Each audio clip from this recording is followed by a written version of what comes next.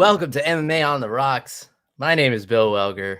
You are listening to episode 203 of the podcast, or you're joining us live potentially on Facebook or YouTube. Today is Sunday, August 2nd. It's already August. This year is just flying by, despite the quarantine seeming to slow everything down. But I guess it's been interesting enough that it's been passing the time as well. A lot of crazy stuff going on in the world, including UFC Fight Nights. Back in Las Vegas, Fight Island is over for now. We had Derrick Brunson versus Edmen Shahbazyan, middleweight prospects here, contenders rather. Before we get into that, let me introduce my co-host, who's keeping me up late on a Sunday night, all the way from sweltering New Jersey, Jeff, the Animal Wilson. Jeff, how you feeling on this Sunday, like almost midnight, my friend? Bill, I'll be all right. I got a cup of coffee. We're ready to go, Bill. I don't have to work tomorrow, so I don't care if I stay up all night. You're the one who's got the kid and a job, so there's that. Yeah, that's two jobs. Drinking coffee at 10 p.m. I can't remember the last time I did that. It had to be college, like pulling all-nighters and stuff. Yeah, man, the kiddo is wearing me down. They call it terrible twos. And I always thought it was like parents exaggerating. My daughter had a 15-minute tantrum before bed tonight because she wanted bread. And it was like, I treated it like it was nothing. Like, no, you can't have bread. It's bedtime. Like, kicking and pounding the floor in the bedroom, just screaming bread over and over again. And I knew I couldn't give her the bread because, once she digests it and her body turns the carbs into sugar, she's going to be up all night. So just had to weather the storm. But kind of a funny thing, Jeff, she's been waking up earlier and earlier, and the way she woke me up this morning, it's always something different. I never know like what kind of mood she's going to be in, but sometimes she's in like a funny mood when she wakes me up. So, Jeff, are you familiar with the movie Frozen? No, never watched it. Okay, so I'll have to give you a little backstory because I'm assuming a lot of people who listen to the show haven't seen the movie either. So Frozen takes place in Norway. Certainly. Well, people with kids have seen it. So Frozen takes place in Norway, Jeff, and it's about, these two princesses and their parents die, and one of them has magic powers. Like, the parents are always dead in these Disney movies. I don't know why, like, these Disney movies are supposed to be so cheerful and uplifting, but there's always dead parents. So in any case, parents die, and the one has powers, and she doesn't want to hurt anybody with the powers, so she goes and hides away in the mountains, and the other sister tries to bring her back. That's the long and short of it. They meet a magic snowman along the way who can talk and sing and stuff like that. But there's a small character, and I'm big on the small characters, Jeff. I love like character actors in movies. Like Steve Buscemi is one of my favorite actors of all time, and mostly for the smaller roles that he's played. So there's a small part for this guy, and his name is Oaken, and he runs like a little shop in the middle of the mountain. And it's such a small scene. He's only in the movie for like less than 5 minutes, but he's the only one in the movie with a Norwegian accent, Jeff. And that kind of bothers me because the movie takes place in Norway, and all the main characters are like Norwegian people.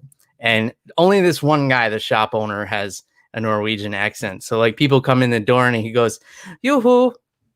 And just like, like very, very stereotypical Norwegian sounding dude.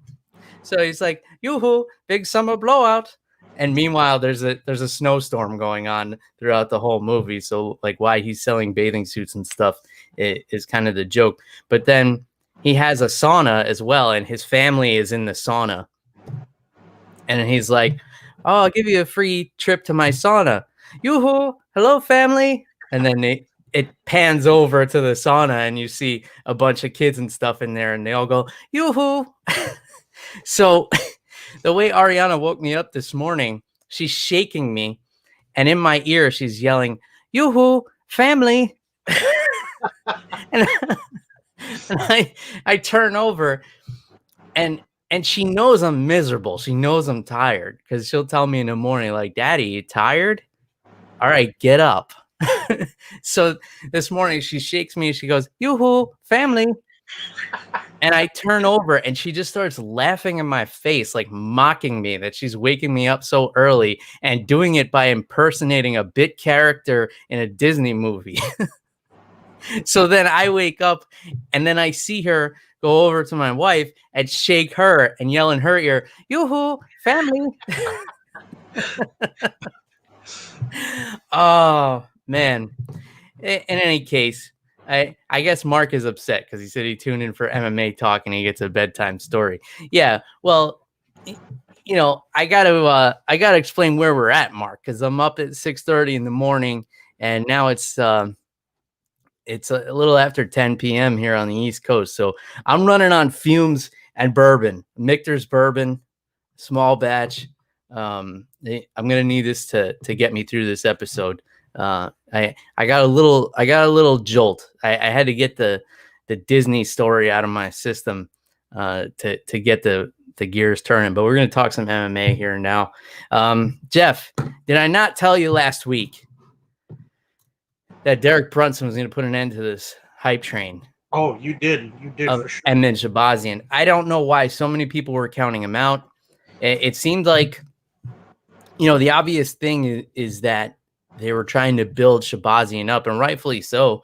Undefeated kid, young, had the potential to be fighting for a title. One of the youngest to ever fight for a title, was going after John Jones's record. I just didn't see what tools he would bring to the table to deal with a patient Derrick Brunson, and that was the distinction I made last week, Jeff. Now, when Derrick Brunson doesn't get into a brawl and go flying across the cage, he's a dangerous man. I mean, his dirty boxing, his clinch work, his wrestling, and even his straight up striking has improved, especially since working with Henry Hooft, moving to Florida. Division II All-American wrestler. There's not a lot of guys in that division who can wrestle with him, especially with the way he mixes it up. So he came out patient, and as soon as I saw that, I knew that he would just have to weather a little bit of a storm from Shahbazyan, and he would take over. I don't know if I even saw it being that dominant, though, Jeff, where, that second round was a 10-7 round, in my opinion, and I think it should have been stopped at the end of that round. And I don't want to come after Herb Dean about it. I'm sure Dan Hardy was somewhere throwing a chair at his television during this fight, yelling at, cursing it. He's just going full Karen in his living room, yelling at Herb Dean through the TV. I think it was okay that he let it go on, but Shahbazyan couldn't really get back to his feet at the end of the round. And when he sat on his stool, he kind of fell backwards and hit his head on the cage. Like, at that point, I thought it was over. And even when the doctor was talking to him and he's holding himself up on the cage, like, don't let that kid go back out there, man. I mean, he's tough and he's going to do it as long as you let him. But don't let him. So give me your thoughts on this main event here, kid. Did it unfold the way you saw it unfolding? Yeah, dude, I was with you, and I was in the same boat, thinking, why are people counting out Derrick Brunson, dude? I mean, look at his hair. He dyed it the color of a gold medal. So he's coming for UFC gold, Bill. Dude, so excited for Derrick Brunson to get that win. He's got a resume of middleweight legends that he's fought. I think Lyoto Machida's in there, Anderson Silva, and a bunch of others that I can't remember off the top of my head. But dude, like you said, Derrick Brunson, very patient in that first round. He took some damage. He took a couple of big shots, but able to stay calm and, able to implement the game plan in the second round, use the distance really well, confused Edmen Shahbazyan with the wrestling. Dude, that wrestling was beautiful, man. That sweep to the far leg, and then when he turned him and got him to the ground, that was beautiful, man. That was textbook. And, super technical wrestling. And dude, the aggression on the ground, calculated aggression, picking his shots, knowing that he was landing the big shots at the end of that second round. And, I didn't really want to give Dean a hard time because I thought he went about it the right way. It was right at the end of the round. So he calls in the doctor, lets Shahbazyan get checked out, and it didn't go for too much longer in the third round. I think there were no shots thrown by Shahbazyan in that third round. Yeah. So immediately Herb Dean stopped it. So kudos to him on that. But man, dude, Shahbazyan is a tough kid, but you could see in between that second and third round that he did not want to be in there anymore, man. He was, like you said, in his stool, he's leaning up against the cage, like for support. I don't know if maybe Herb Dean didn't see it. I gave him the benefit of the doubt. Maybe he didn't see that because, he did end up sitting up properly at one point, probably realized his body language was giving something away. So, huge credit to Brunson here, man, because I don't know why, but the Vegas odds were not in his favor. So if you bet on Derrick Brunson, one, you are a smart man, and two, you're probably a pretty wealthy man this week. Yeah, for sure. I wish I had thrown a couple of bucks on Brunson because I had such a good feeling about it. And you know me, Jeff, I don't even like to give picks. I tend to think about what's the path to victory for either guy or girl. And that's the way I kind of analyze fights. Whether I like a fighter or I'm cheering for them or whatever, I always try and see, what's the path here. And as far as the path for Shahbazyan, I only saw it being Derrick Brunson making mistakes and trying to engage in a brawl, and Shahbazyan would hit him with those straight shots down the pipe and maybe one of those high kicks. But outside of that, I didn't see Shahbazyan hanging with Brunson at all. So I didn't really understand, why everybody was acting like Derrick Brunson was being led to slaughter here. But he kind of proved that point. And, I was happy to see that for him. This is a guy who, has been at the top of the division for such a long time. And like you said, the resume speaks for itself. His only losses really are to, the current champ, Israel Adesanya, the former champ, Robert Whittaker. He has a loss to the former champ, Anderson Silva, but I think most people are in agreement that Brunson won that fight and the decision went to Silva. In case anybody forgot that, and you're just looking at his resume on paper. And then I believe there's a loss to Yoel Romero in there. And then, the last person who wasn't a champion or a title contender that he lost to, I think, was Kendall Grove, like early on in his UFC career. That's just off the top of my head. I'd have to take a look at it. But yeah, excellent performance by Brunson. You could tell too, once Shahbazyan's typical tools weren't working, even when Brunson was in on the single leg in the first round and Shahbazyan was going for his down elbows to the head that have resulted in a knockout for him in the past, that wasn't working because Brunson kind of turned his shoulder into it and didn't hang on to the leg too long, just took him down. I always talk about how it's dangerous to hang on to a single leg for that reason, because you don't have either of your hands to block strikes. So if you can't finish or chain it into a double or chain it into a body lock, chain it into something else, you got to let that leg go. But Brunson was able to just finish it. And, from there on out, you could kind of see Shahbazyan lose confidence. Hopefully he bounces back. This is his first professional loss. The camp that he comes from does not have a great record of undefeated fighters bouncing back from their first loss. I'm speaking candidly about Ronda Rousey here, training under Edmen Tarvedian. But this is a young kid. It's unfortunate for him that he had to get his first loss on the biggest stage in the world, with a lot of eyes on it. That's going to make it a little bit tougher. But from what I've seen from him post-fight, it looked like he put a very humble message out there saying that he had no excuses and congratulating Brunson. So I think he's going to be okay. I think he's going to bounce back from this one. What do you think, Jeff? Yeah, it seems like rational. That's how rational people react to loss. don't go home and cry about it. But well, maybe for a little bit. But after that, they kind of regroup, reassess what didn't work, and go back to the drawing board and figure something new out. So and Shahbazyan's young, dude.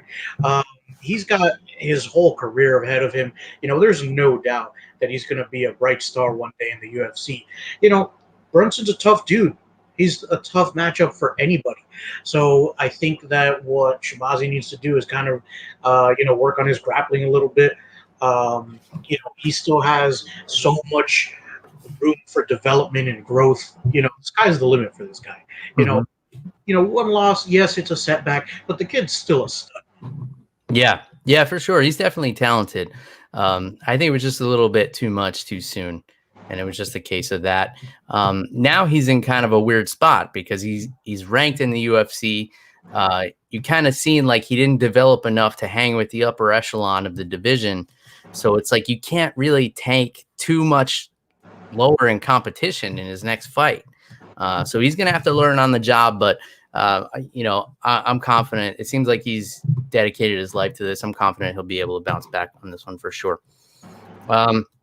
Let's get into this co-main event, which was another pretty one-sided fight. Jennifer Maia getting the victory over Joanne Calderwood. I thought this was a risky fight going into this one for Calderwood because she was kind of the only person in the conversation to get in there with Valentina.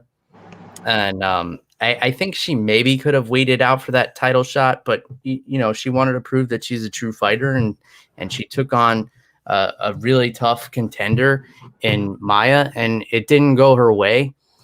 You and I were texting about the finish here in the armbar, how she had basically gotten herself out of it. She cleared the elbow, and then it looked like she put her arm back in, but then I had to rewatch it a couple of times. Maia actually yanked her arm back in and then tucked it under her armpit to get extra leverage. It was really a nasty finish, Jeff. Give me your thoughts on this one. Yeah, dude. I'll be honest with you, Bill. I thought this would be more of a stand-up fight from what I've seen from Jennifer Maia, but she's also a black belt in Brazilian Jiu-Jitsu, and that no matter where the fight is on the ground, whether you're in top position or bottom position, that's got to be in the back of your head. And Joanne Calderwood did a good job. She put her knee over Maia's face, was able to kind of step over the armbar, and it looked like she was out of the armbar. And I gotta go back and watch it again because it looked to me like she kind of made a misstep and didn't pull her arm out when she could have. But if Maia pulled it back in, and with the strength that she's developed from grappling, Joanne Calderwood was doomed from the start. And it looked to me, Bill, like she was doomed as soon as that armbar, as soon as those legs came up on her shoulders and started looking for that armbar.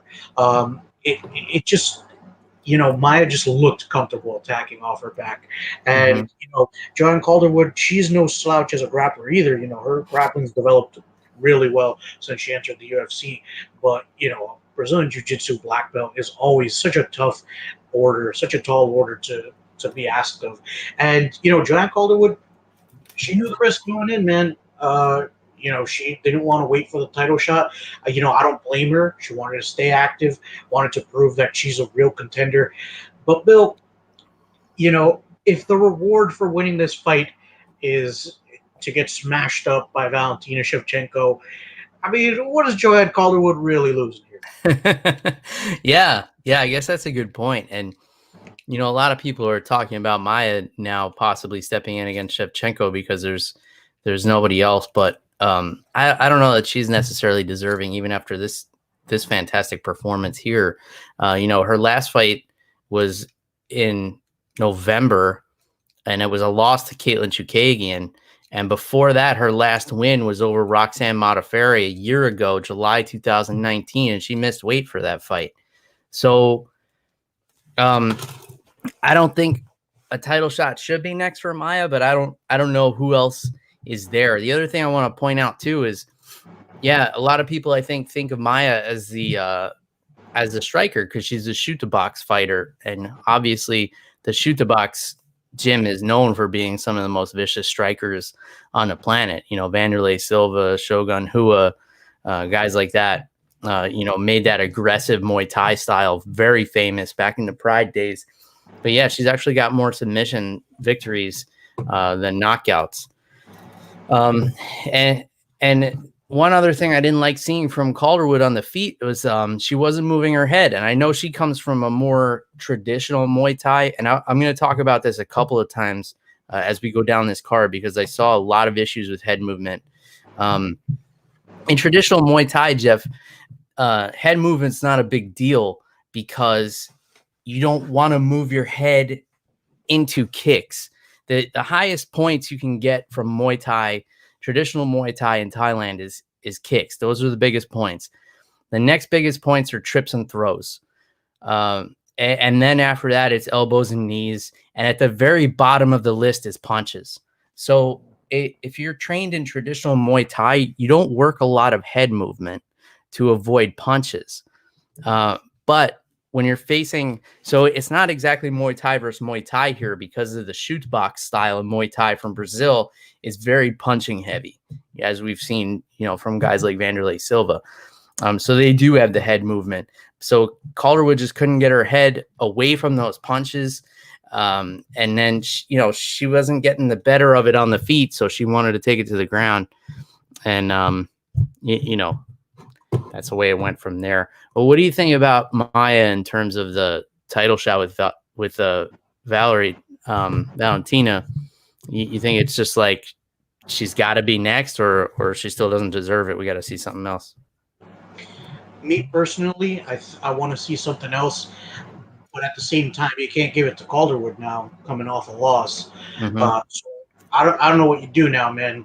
And outside of that, not a lot of people are raising their hands to fight Shevchenko. For sure. She's just a monster, dude. Mm-hmm. Yeah, if it's not a title shot, I would imagine maybe a rematch with Caitlin Chookagian. That's her last loss. Chookagian's coming off a win. So, but she's not ready to get back in there with Shevchenko either. So maybe you put those two in there together. I don't know, man. I don't know if it's a good problem or not to have such a dominant champion. But here we are. Okay, so one of the more exciting fights on the card as well, Vicente Luque getting the second round knockout win over Randy Brown. I saw a lot of things that I liked from Randy Brown in this fight. His hand speed and his hands looked fantastic. Probably the best I've seen his hands looked. Here's what I didn't like, Jeff. He's the longer, rangier fighter, and he was the one closing the distance in the fight, allowing Luque to counterstrike. It's like he was doing half the work for him, because when you're the shorter fighter, it's your goal, especially if you're the shorter, more powerful fighter, it's your goal to close the distance and get in there to land some of those big shots. If the taller, rangier fighter is keeping you at bay with jabs and teeps, it's going to make it hard to close that distance. But if the longer rangier fighter is the one stepping in and hesitating, that's just serving up those big shots from Luque on a silver platter. And that's what happened. It was also an unfortunate ending to the fight where, Luque had Brown clinched up against the cage. Randy Brown tried to ground himself. So in other words, he tried to put his hand on the mat so he could not be kneed in the head. And Luque just pulled his hand up off the mat, hit him with a big knee, and it was lights out from there for Randy Brown. Like I said, I did see a lot of things that I liked from Randy Brown here, but just some little things that I would have liked to see a little bit different. And I think he's going to learn a lot from this fight. This is a big step up in competition for him. Obviously, Luque, one of the toughest guys in the division. Let me know if there's anything I missed, Jeff. No, I think you hit it on the head. And, Randy Brown, another young fighter, known more for his grappling. But, yeah, his striking's coming along well. We talked about this as well yesterday. I would have liked Brown to just keep his hands up a little bit more. We were talking about this yesterday. He was dropping his hand a little bit. But, Bill, I thought what Vicente Luque did was genius, man. Instead of having Randy Brown use those rules to keep from getting kneed in the face. He said, nope. So he yanked him up and kneed him. It was perfectly legal. That's just good technique.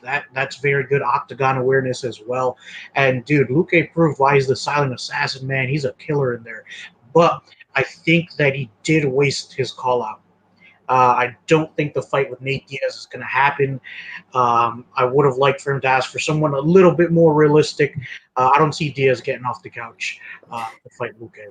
Yeah, isn't that wild? He calls out a guy ranked below him, and that's not realistic. It's crazy, but I totally agree with you. I don't think the Nate Diaz fight is going to happen.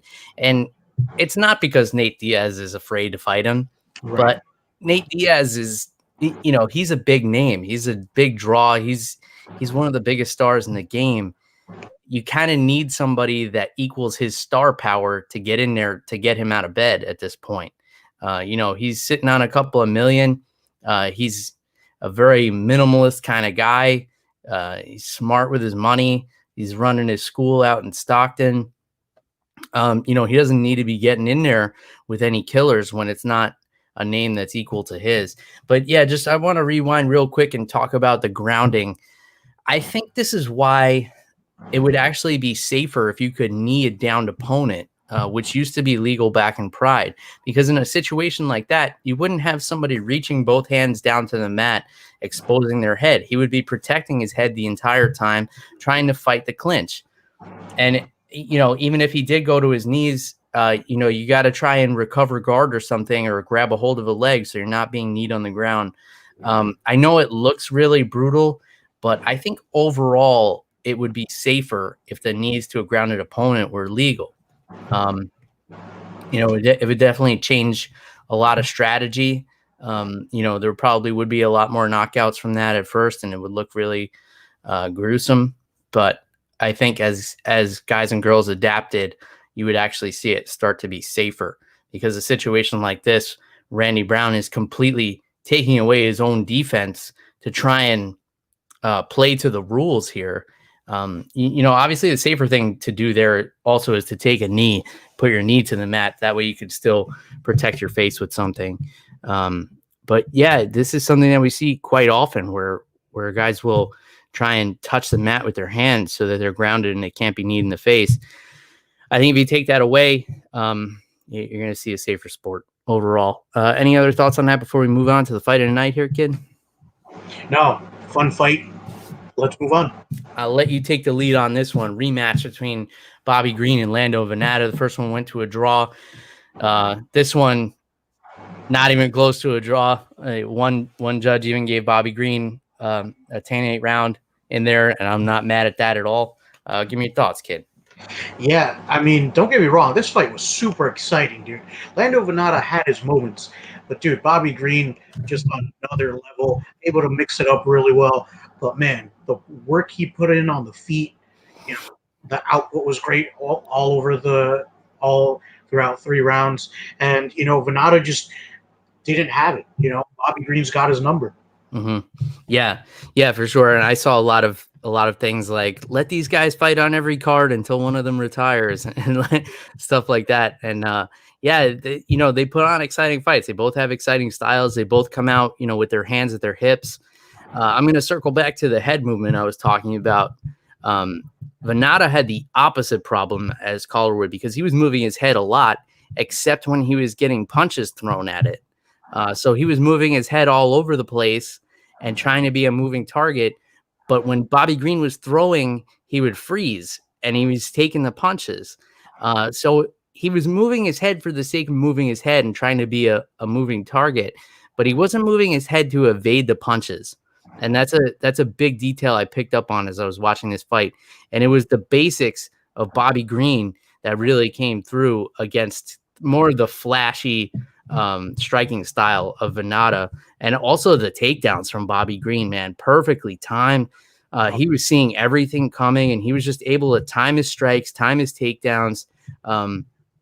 He really had a solid game plan to put together, and he stuck to it. Dropped Vannata a couple of times. That short elbow that he caught him with in the second round that put him down. Just beautiful work from Bobby Green, and it's good to see him, kind of figuring it out, because he was a guy who was just a wild man when he first came to the UFC, and it was like he was going out there to knock somebody out or get knocked out himself. And now he's starting to be a little bit more cerebral about it. You heard him talking after the fight saying, I want to pay off my house. I'm doing this for my kids. I want them to see the legacy, the Lions blood they have pumping through their veins. You could see he's actually thinking things through a little bit more. I think he's with a better camp now. Yeah, man, he put a rest to any debate there was about that draw in the last fight. Yeah, dude. And, even though it wasn't a draw, it was just as exciting. The domination from Green, but Vannata had his points too, dude.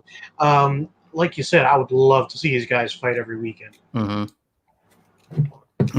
Yeah, it's funny too, because Vannata was this guy who I don't think there's been in recent memory anybody like him, in that he came in and his stock rose so much, taking a loss in his debut to Tony Ferguson, because he almost knocked Tony Ferguson out in the first round of that fight. So he takes that loss, and then he has that nasty spinning kick knockout over John Makdessi. He basically did to John Makdessi what John Makdessi does to other people. And then it's been like a mixed bag of losses and draws. But they've all been insanely entertaining fights. The loss of David Tamer, the draw with Bobby Green, the loss to Jakar Close, the draw with Matt Frivola. All of those were really entertaining fights. But I don't know if it's really sustainable for a career, because he took a lot of damage in those fights. He's not racking up a win streak that's propelling him towards title contention, but people do still want to see him fight. So I would like to see him, maybe kind of figure something out here, maybe, take on some lesser opponents and get some wins under his belt, get some confidence back, so we could see this guy, succeed and see his success in the UFC match his popularity, so to speak. Yeah. Bill, do you think a change in camp might be helpful for Lando Vannata? What do you think? I'm not totally sure who he's with right now. I'm typically not too big on changing camps. So he's out in your neck of the woods, Jeff. He's in Tom's River. So he's probably training with Frankie Edgar and Claudia Gadelia and those guys. So that's a pretty good camp. Could be. Yeah. I'm not too big on the changing camp thing, because then you got to learn a whole new system. And then it kind of distracts from the introspection you should be doing. Like, instead of looking at yourself and like, what do I need to do different?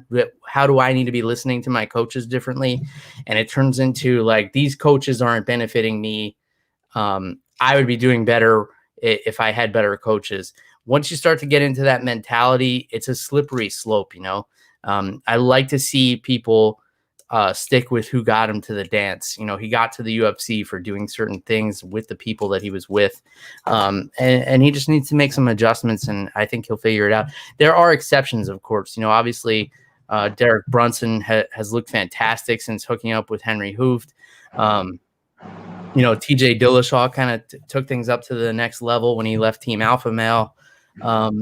Sometimes it's just you start out at a place where your things just aren't clicking, and you need a change of scenery or something. But yeah, man. So 4 other fights on this card, and I'll kind of run over them here. We had the knockout of Frankie Saenz by Jonathan Martinez, who did miss weight, I believe, but looked fantastic in this fight. Joseph Menes with the unanimous decision over Johnny Munoz. There was a point deduction in that fight. I think the only point deduction on the night, despite a lot of low blows throughout this card, Jeff. I mean, this is one of the shortest cards in UFC history, and I think they were up there for the record of most low blows. The action had to be stopped quite a few times for some genital battering. Jamal Emmer's unanimous decision over Vince Cachero, and then a draw in the first fight of the night between Chris Gutierrez and Cody Durden. So out of those 4 fights, Jeff, give me what stood out to you the most. Oh, dude, definitely the opener, Chris Gutierrez versus Cody Durden. Dude, what a fight, man. Cody Durden coming out strong in that first round, was on Chris Gutierrez's back the entire round, and Gutierrez keeps it together, able to come back in the second round, start putting the work in. He wins rounds 2 and 3, but round 1 went to Cody Durden. It was a 10-8. At least I'm 99% sure that's how it went. I might be getting the names mixed up, but that's how. Well, either way, really fun fight, really exciting to open the card. And then Martinez versus Frankie Saenz, man. Jonathan Martinez was able to turn it up at the end of that second round, man. Cracked Frankie Saenz with some tough shots, and Saenz just could not deal with the pressure at the end of this fight in the third. Yeah, man, he looked good in there. Yeah, he was coming off a close fight.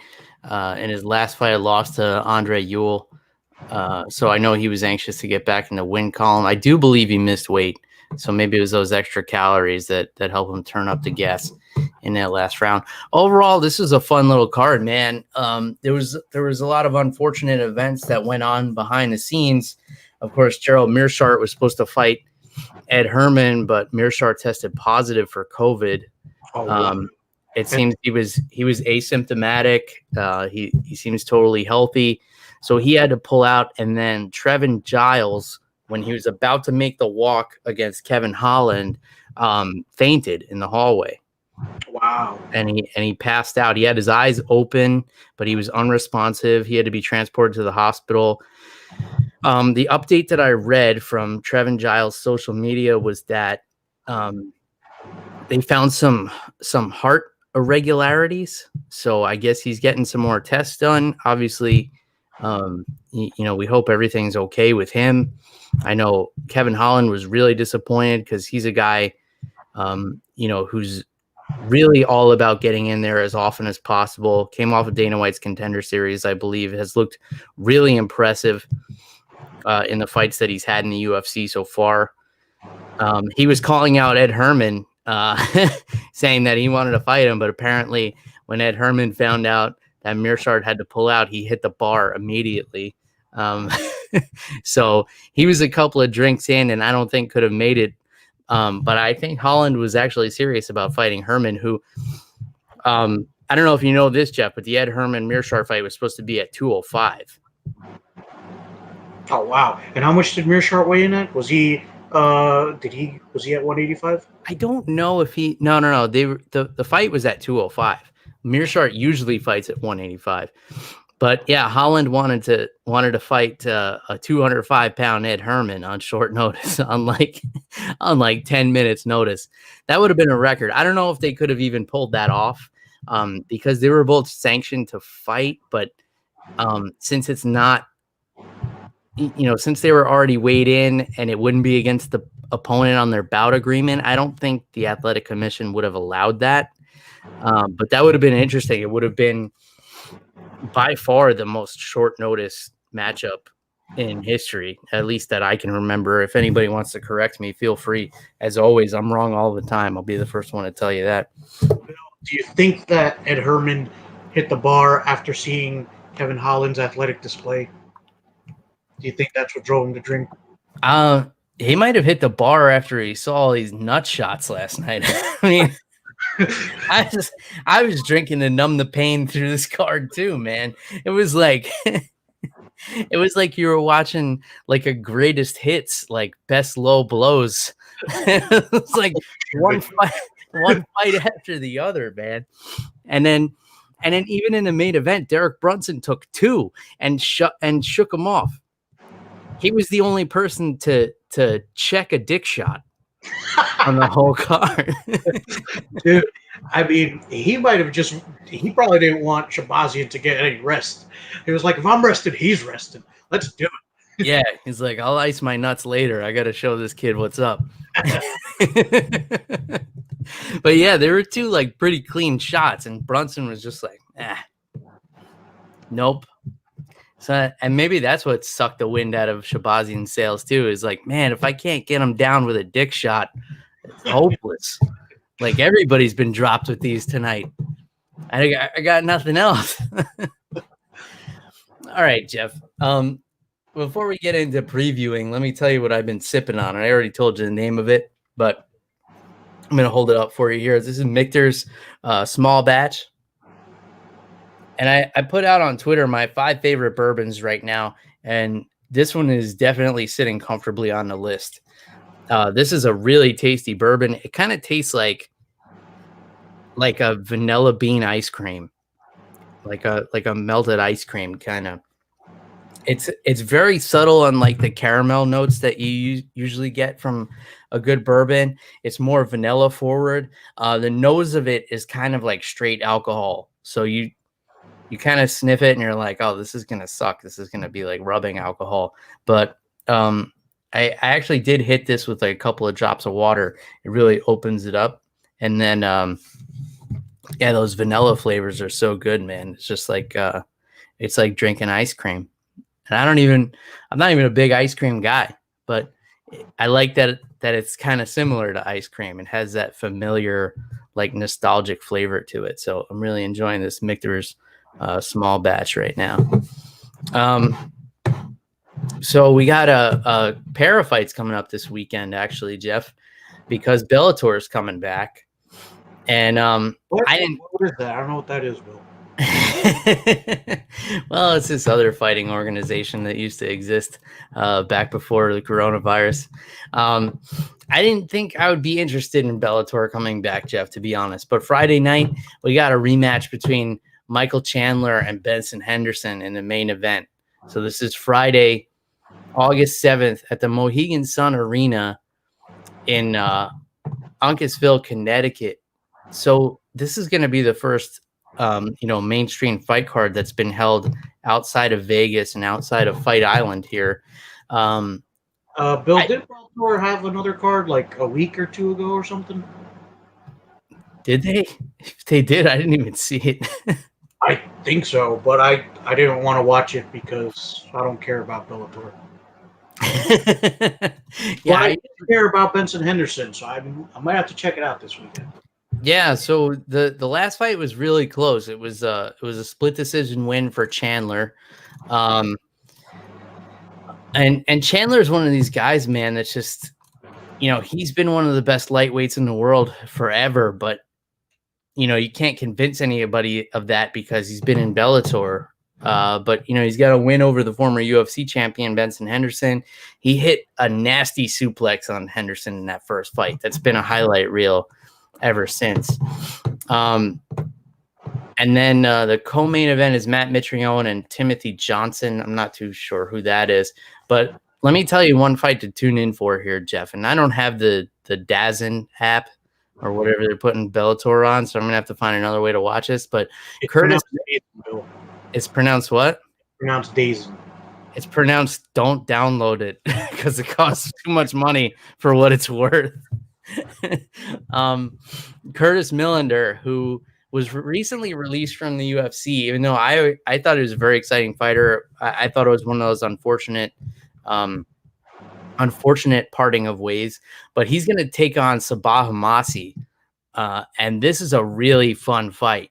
Looking at this card, I didn't expect to see anything on this Bellator card that would really catch my eye, but Curtis Millender and Sabah Homasi is going to be a really fun fight. Those guys are going to stand up and strike it out. Millender's a super technical striker, and Homasi is a big time slugger. So these are the kind of matchups that I like. But yeah, Millender undefeated in Bellator so far. I don't know what that says, but yeah, he only had two losses in the UFC. He got submitted one time, and then he had a decision loss to Bilal Muhammad. So I'm not too sure why they let him go, but I always thought that he was a top prospect. So I would be interested to see him fight again. Your buddy AJ Agazarm is going to be fighting on this card against Chris Lencioni. So they're actually putting him in there with a submission guy. Usually you see like AJ Agazarm or Dylan Dennis, and you look at their opponent, they're like 0-7 with 7 submission losses. But Chris Lencioni actually very competent grappler, 6-2. And quite a few submission wins. And then we got the former UFC fighter Miles Jury on here. He's going to fight Georgi Karkashian. And I think there was one other one. Oh, yeah, Valerie Lareda is on this card as well. She's one that Bellator's, trying to hang their hat on. She's a big Taekwondo fighter or karate fighter who has transitioned to mixed martial arts, and she's one of these popular gals on the Instagram, strictly for her fighting skills. Jeff, nothing to do with the way she looks, I'm sure. So that's that. I can't even tell you I'm gonna watch this card live because that would probably be a lie. But I am interested in some of these fights. I will seek them out. Especially the Millender Hamasi fight and the main event. Any thoughts on the Bellator? And if there was a Bellator card already, I didn't know about it, and I'm I'm pretty in tune with what's going on in this community, but it couldn't have been very good. Yeah, I might have gotten a glimpse of it while I was flipping channels. I don't even know if it was live. I didn't stop to check. But dude, it's a shame, man, that Curtis Millender got let go by the UFC, man. He's so well-rounded. He's a good striker, but he's got a couple of submission wins as well. So don't get twisted, man. He can definitely mix it up. Oh, man, dude, that's a shame that I didn't even know. Because Curtis Millender, I feel like he's got so much potential, man. But, hey, Bellator, new stomping grounds. He can make a name for himself here. He can keep his sponsors here. Because you know how much I hate the Reebok deal. Because I feel like the fighters are losing so much money. And while I think Venom is a very cool brand because, I'm a jiu-jitsu person, it's going to be more of the same, essentially. Mm-hmm. Well, I still haven't seen that deal. Have you gotten a look at it? Like, is it going to be exclusive where the fighters can't have other sponsors, or are they bringing that back? I still haven't gotten clarity on that. And if that's the case, I think that's an awesome partnership. Yeah, I'm not sure yet. I want to do some more research once things are finalized. But dude, that card's looking good, man. For Chandler versus Henderson too. I didn't think the first fight was a robbery. I thought that Chandler won the first 3 rounds very, very convincingly, and Henderson. I felt like Henderson really came alive in the 5th round, but up until then, I felt like it took him too long to wake up, man. And if that suplex didn't wake him up, nothing will, because he got dropped right on his head. Bill, he might have swallowed his toothpick. Yeah, that's a dangerous thing. I wonder if they've started checking him for the toothpick now when they look for his mouthpiece, or if he puts it inside the mouthpiece. Like, where's he hiding that thing? In any case, we got UFC on Saturday. So Bellator is Friday night. So in case you're looking for it on Saturday because you didn't even know it was happening, I totally understand. But it is on Friday. Saturday night at the UFC Apex, we have Fight Night 174, Derrick Lewis and Alexey Oleynik. So 2 top heavyweight contenders here. This one's really interesting to me, Jeff, because Oleynik is just an anomaly. He does things inside an MMA cage that are not supposed to be done. He's able to obtain positions that you're not supposed to do well in, and he submits people from them. He also has very unorthodox striking, and unorthodox striking is very dangerous. He throws with reckless abandon because he doesn't care about getting taken down. He doesn't care about getting hit either. And we've seen him pay for that, getting knocked out by guys like Overeem. And we've seen it work well for him, like being in there with guys like Fabricio Verdum. Derrick Lewis, man, has looked really good in his last couple of fights because he's trimmed down. He's lost some weight, which I think has helped with his back pain, issues like that. It's helped with his cardio. It's helped with his confidence. So you're going to see a confident Derrick Lewis in there. against a much more experienced Alexey Oleynik, who's a tricky dude. He throws he throws like from really wild angles. And this is also going to be in the smaller cage at the apex, which tends to favor the grappler. But, Derrick Lewis only been submitted one time, and that was by Daniel Cormier after Cormier just kind of wore him down. We've seen him throw other grapplers around. Like we saw him bench press Roy Nelson off the top of him from side control. I mean, who does that? Roy Nelson, a high level Brazilian Jiu-Jitsu black belt, and weighs 300 pounds. And Derrick Lewis just threw him off him like he was a child. So a lot of different variables I just threw at you right there, Jeff. I'm sure you had a couple more in your head as well. So give me your thoughts on this main event. Yeah, dude. I mean, this is such a strange matchup, but I love it so much, man. Because Oleynik, kind of well-rounded, more known as a grappler, but he can strike too, man. He's got some hard shots. And Derrick Lewis, he's got that punching power where he can put anybody to sleep. I mean, look at Porter Volkov, dude. He had that fight won until Derrick Lewis caught him clean. Mm-hmm. And man, this is just such an interesting matchup to me because it's two fighters that I wouldn't think of having them fight each other. But now that it's here, I'm excited and I want to see what happens. Though I don't really have a pick for this one. I try to really see who would possibly win here, but it's such a toss-up. It, flip a coin basically. But dude, how exciting, man! It's like this is like the Tiger King of the heavyweight division. It wasn't the fight that I expected to see, but now that I'm gonna watch it, I'm not gonna look away. I love it. Mm-hmm. Yeah, man. I've gone back and forth on this one myself a bunch of times, and I think about all the variables that I just brought up to you. The smaller cage favoring the grappler and the odd angles from Oleynik, but Derrick Lewis is not a guy that gets smothered easily. Plus, Lewis losing the weight, and granted, his last two fights when he's trimmed down have gone to decision. We've seen him be able to push the pace leader in the fight, which has been a big improvement for him. I think for a while there, he was having the back issues and the weight, was causing problems. And I think it was really affecting his confidence. But now that he's gotten that back, that's kind of always been his thing.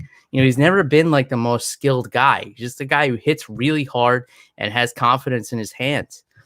And that's a dangerous thing. And the other thing that's dangerous is a guy who throws with reckless abandon because he doesn't care where the fight goes.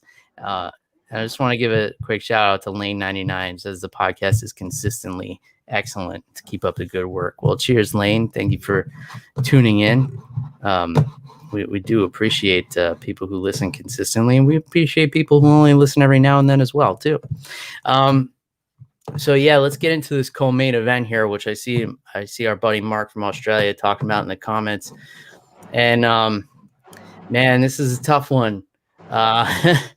This is it's going to be Omari Akhmedov and Chris Weidman. So it's a tough thing for me, man, because I'm a fan of Chris Weidman.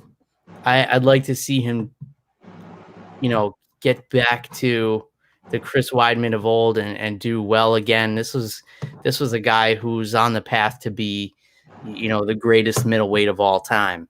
And, obviously hit a lot of speed bumps from there. It's a dangerous thing when you're getting in there with a killer like Omari Akhmedov, who a lot of people have not heard of, and you're a former champion. Weidman has lost 5 of his last 6 fights. And here he is getting in there with a relatively unknown guy. So if you're like a casual fan, and I know there's a big stigma to that term, but we love the casual fans on this show just as much as we love the hardcore fans. If you're a casual fan, you see Chris Weidman, and you're like, who the fuck is this guy? Weidman's going to kill him. That's not a good thing. When you're someone who has the name recognition of a Chris Weidman and you're getting in there with a guy, Omari Akhmedov, who, a lot of people don't know, but, has a win over Ian Heinisch in his last fight. Before that, wins over Zach Cummings and Tim Bosch. Went to a draw with Marvin Vittori, who's one of the biggest studs in the division by far. Has a win over Abdul Razak Al Hassan, a win over Kyle Noak. This guy has been quietly stringing together wins in this division, and Weidman has definitely seen better days. Give me your thoughts on this co-main event here, Jeff. Yeah, dude, I love Chris Weidman. I'll always be a fan of his because he took the title at middleweight from Anderson Silva and brought it back to America, Bill. But man, tough ask to fight Omari Akhmedov, man. He's been quietly racking up wins, a lot of decision wins. But Tim Bosch, Zach Cummings, Ian Heinisch, all very, very tough dudes. Those are guys who can easily put somebody away. And even to get a decision win against those three guys in a row, I feel like that's a huge, huge accomplishment in the middleweight division. I don't know, man. I love Chris Weidman, but I'm definitely worried about his UFC career here because 5 losses out of the last 6. I think that if it were anybody else, they'd probably be gone. But I think those 2 wins against Anderson Silva, the win against Lyoto Machida, and the win against non-TRT Vitor Belfort, I think that's, those are legends as well. But I think he's, I think the UFC's got him a little bit too high up on just his laurels. So I don't know, man. What do you think it means if he loses this one, Bill?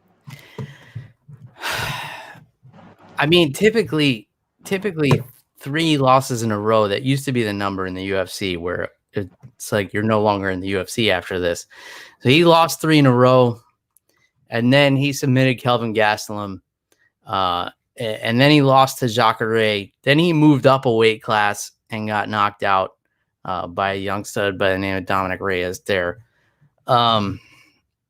I feel like if he gets knocked out badly in this one or finished, I don't see him necessarily getting submitted here, but if he gets knocked out again, I feel like Dana White is going to give him the Chuck Liddell treatment and kind of say, like, hey, man, I'm not going to let you fight anymore. I don't know. I don't know what was going on with Chris Weidman.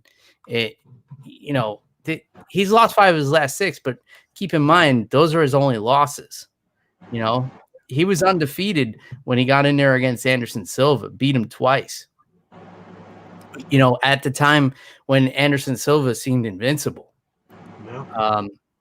knocked him out, and then that nasty TKO leg injury.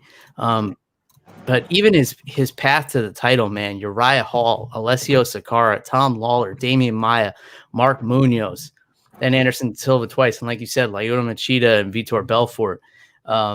This guy has got nothing else to prove, but apparently he's not done. He doesn't feel like he's done, so he's going to get in there and do it again. I wish him well. And then, I like to see a guy like Akhmedov do well too and get the credit that he deserves. And Akhmedov is a guy who, has fought at welterweight and has recently moved up. I guess, he's in his 30s now. I guess he had to move up. So the Dagestani Wolverine against the All-American, it's concerning for sure. I'll leave it at that. So let's get into some other things on this card here. If I could just pull it up because it's having some trouble loading. Jeff, do you have this card in front of you? Yep. So what do we got? What else we got here? All right. So we got Darren Stewart versus Maki Pitolo. At middleweight, that looks pretty good. Video Dariush is fighting Scott Holtzman, Bill. I really like that one. I like Tim Means versus Laureano Staropoli. That one's going to be good. At welterweight, at lightweight, we got Nasrat Hakparas versus Alexander Munoz. Bill, I think that one's going to be a barn burner for sure. Mm-hmm. We have Gavin Tucker versus Justin Chains. Yeah, I'm with you on Hakparas versus Munoz. That's definitely going to be a good one. Dariush and Holtzman. The only one that you skipped over is Julia Stolarenko and Yana Kunitskaya. That's going to be a fun one. Stolarenko making her UFC debut, coming over from Invicta. And Kunitskaya is a silent assassin, man. I feel like she's had some really exciting fights, but doesn't really get talked about that much. So I think that's going to be a fun one in this women's bantamweight division. So Julia is on a 5-fight win streak. She's coming over from Invicta. Had one fight in Invicta, actually, and they brought her right over. She's not making her UFC debut. She has one fight in the UFC, and it was a split decision loss, but that was back in November 2018. So I think that'll be a fun fight. And Tim Means and Laureano Staropoli. That's a good one, too. And then some lesser-known names towards the bottom of the card, but, you got Andrew Sanchez in there. The lesser-known fighters are always looking to put on a show because those are the hungry ones. If they want you to know who they are. So, yeah, man, that's that. We got Bellator and UFC coming up. It's been almost overwhelming how much action we've had. It was like nothing for 10 or 11 weeks or something, whatever we had, and now we're back to action every week. 2 cards some weeks. We're back full swing, and luckily the UFC has been doing a good job keeping everybody safe. We see Major League Baseball is a hot mess. They're canceling games left and right because like entire teams are getting infected. So, as we move forward, in hindsight, the UFC is looking better for their protocols and for their safety procedures. They're catching guys, unfortunately there have been a few guys who have had to withdraw from fights, but they've been able to put on the events and keep everybody safe. And you haven't heard of anybody getting sick after the events, even from the whole Fight Island thing. So it's an awesome thing. It sucks if you watch other sports, but I don't, if I didn't read about it in the news, I would have never known that baseball wasn't going on for they were doing like spring training and they had to cancel some games and stuff. There's no way I would have known because this is the only sport I watch, is MMA and boxing occasionally. So I don't know.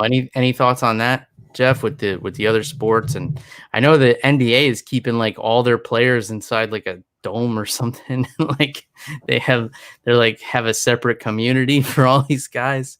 I don't know what's going on with that. I don't follow basketball either, but give me your thoughts, Jeff. Yeah, dude. I don't really follow basketball either. As for the baseball thing, I think they have like 900 players who tested positive or something. Don't quote me on that because I don't care enough about baseball to actually research this. But dude, in soccer, I've been following that pretty closely during the week because nothing else is really going on. It seems like things are pretty under control in the soccer world. A lot of seasons in a lot of other countries just wrapped up, and then starting this weekend coming up, they're wrapping up the European Championships. So it should be fun. Hopefully everybody's staying safe because now in the European Championships, everything's been going well for local championships. Now for the European Championships, the first there are about 2 rounds left before the semifinals, so they're going to go into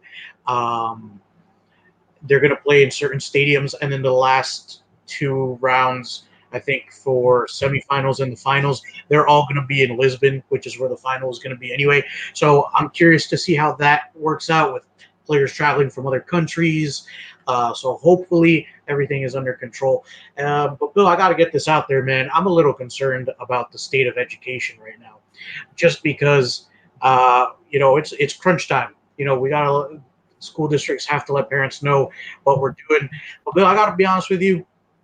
I'm okay whichever way we end up going. I miss being in the classroom, with my kids. So I'm happy if we're back in the classroom, and if we're not, if we're doing everything online, I'm happy to just be working, man. I mean, we went through all of quarantine, and then summer vacation happened. Bill, I'm losing my mind over here.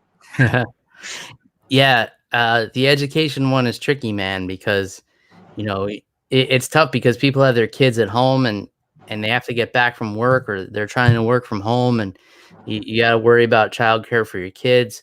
But at the same time, you want everybody to be safe. You don't want to put the teachers at risk and the staff at risk. So maybe like online learning is the way to go. But, how do you this, Jeff? It's hard enough to control 30 kids in a classroom when they're right in front of you and they can see you and read your body language and everything like that. How are these kids really getting an education?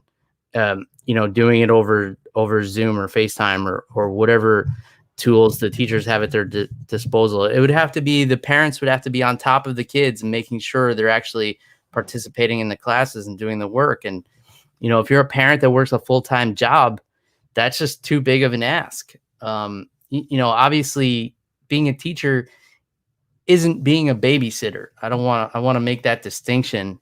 But at the same time, it's a crucial role for kids to be, supervised by somebody while their parents work, and learn something in the process. So yeah, it's a super tricky thing, and we got to touch on it because it's going on. But at the same time, we don't like to get too political on here. But whatever you guys are thinking out there, let us know about it. We are willing to talk about anything here. It's not just fighting and booze, although it's 98%. We were talking about Disney at the beginning of the show. I was doing my Norwegian accent. So yeah, I mean, Bill, the way I see it, no matter what happens, it's like, yoo-hoo, somebody's gonna be upset. Oh yeah, there's always those. And we don't get too many of them, Jeff. Like every now and then somebody's upset with us, but I think because it doesn't bother us ever, that they just move on to somebody that they get a rise out of. It's like I consider myself untrollable. It's because it never bothers me. Like if you have such shitty things to say about me, I know it's just because your life sucks. Yeah. So it doesn't bother me, and that's why I think people don't target me that much. Either that, or I'm just the nobody that it's probably some combination of the two. But I'll tell myself it's the former, just to make myself feel better. In any case, whatever you guys want to talk about, let us know, and we're up for it. We're always willing to adapt and make changes and talk about different things. And we enjoy talking about just going over the fight cards every week, but sometimes it's fun to have some different things too. If you have any suggestions, you want to reach out to us, you get a hold of Jeff, @animal_Wilson, Twitter and Instagram. And you get a hold of me at MMA on the Rocks everywhere else. If you want to grab yourself an MMA on the Rocks t-shirt, you could just check the show notes down below if you're watching the video, or in your podcast description. I'll be posting the direct link there, and you can grab yourself an Over the Top Under the Influence t-shirt. We definitely appreciate everybody who supports the show in that way and every other way, leaving reviews, leaving comments, sharing the episodes, getting the word out there, building this MMA on the Rocks community. We appreciate all of it. So thank you very much. I also started doing cocktail recipes again. I'm trying to do short ones, 1-minute cocktails. I have a recent one up on my Instagram right now. If you guys want to see more of that, let me know as well. I'm thinking about doing like maybe a weekly or every other week 1 minute cocktail recipe. So just fun things. We like to keep it light here. All right, that's all we got. So until next time, cheers, everybody. Goodbye.